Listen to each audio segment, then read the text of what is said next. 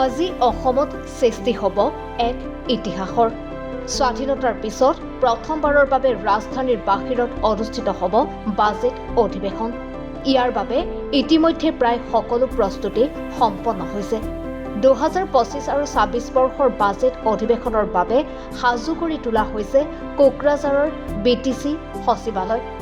কোকৰাঝাৰ যোৱাৰ প্ৰাকখনত 5খন শীততাপ নিয়ন্ত্ৰিত বাছেৰে আহি মন্ত্ৰী বিধায়কসকল পুৱাৰ আহাৰ গ্ৰহণ কৰিলে বজালী জিলা আয়ুক্ত কাৰ্যালয়ত।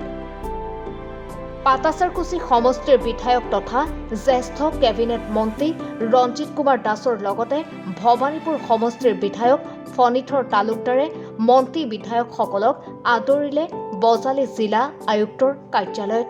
ইপিনে পুৱাৰ জলপান গ্ৰহণ কৰি বজালী আয়ুক্ত কাৰ্যালয়ৰ পৰা সকলো মন্ত্ৰী বিধায়ক ৰাওনা হ'ল কোকৰাঝাৰলৈ।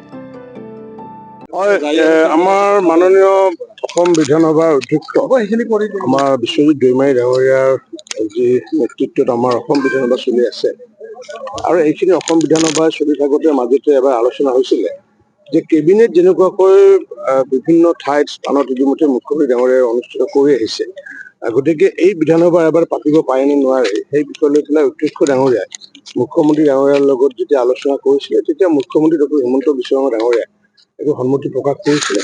আৰু যাৰ কাৰণে আজি প্ৰথমবাৰৰ বাবে আজি এক ইতিহাস হৈ ৰ'ব যে আজি কোকৰাঝাৰত আমাৰ এই এছেম্বলি আজি অনুষ্ঠিত হ'ব।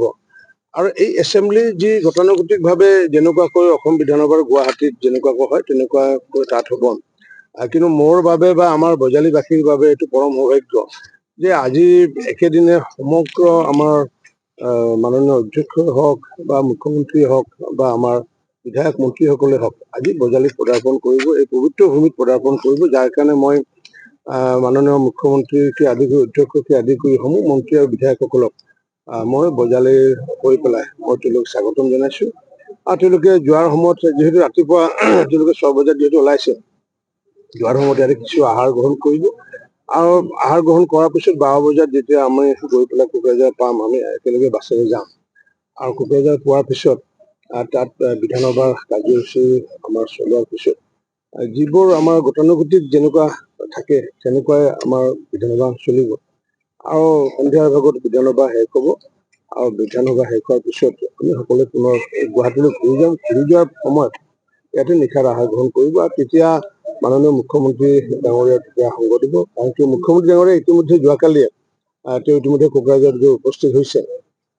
আৰু যিহেতু ৰাজ্যপাল ডাঙৰীয়াৰ যিহেতু প্ৰথম বক্তব্য থাকে, বক্তব্যৰ পিছত যিহেতু বেলেগ যিহেতু কাম নাথাকে, আৰু তেখেতো যেতিয়া ঘূৰি যোৱাৰ সময়ত এবাৰ ইয়াতে বজালীতে আৱদ্ধ হ'বলৈ ইয়াতে সোমাই যাম বুলি কৈছে।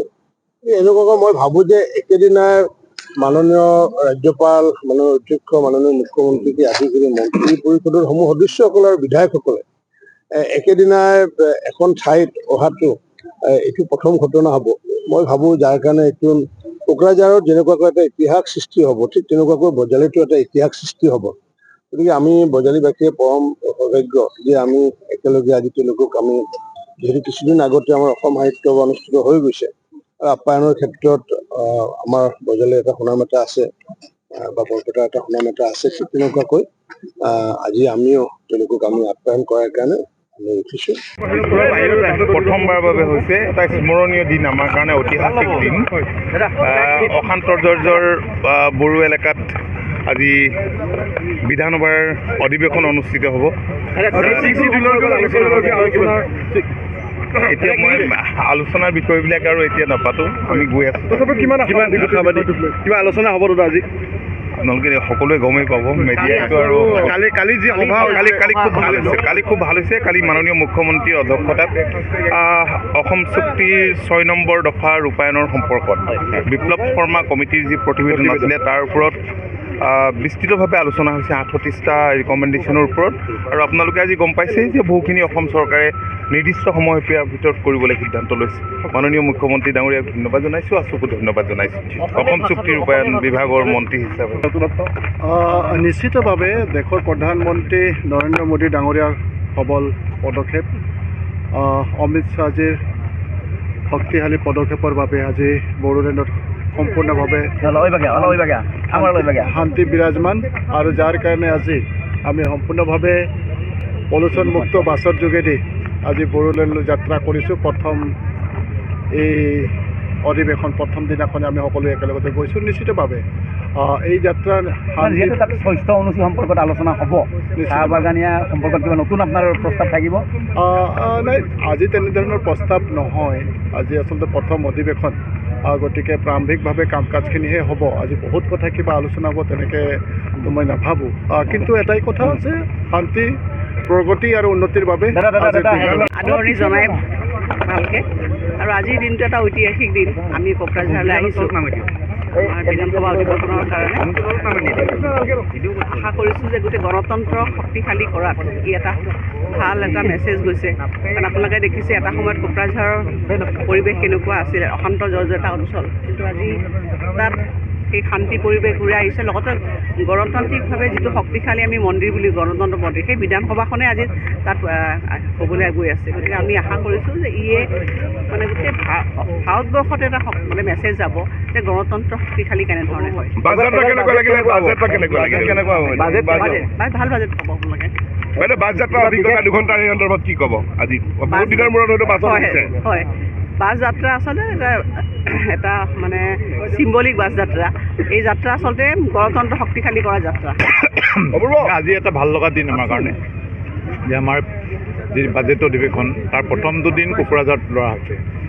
আৰু যিখিনি 6 চিডিউল্ড এৰিয়াছ আছে, সেই এৰিয়াসকলৰ মানে উন্নতিৰ কাৰণে আজি বিশেষভাৱে আলোচনা কৰা হ'ব, যাৰ প্ৰস্তুতি আমি কেইদিন 11 তাৰিখে কৰিছিলোঁ। 11 তাৰিখে আমাৰ বিধায়কসকল আৰু যিবিলাক ষ্টেক হোল্ডাৰ্ছ আছে তেওঁলোকৰ মাজত এটা ডিছকাশ্যন হৈছিল।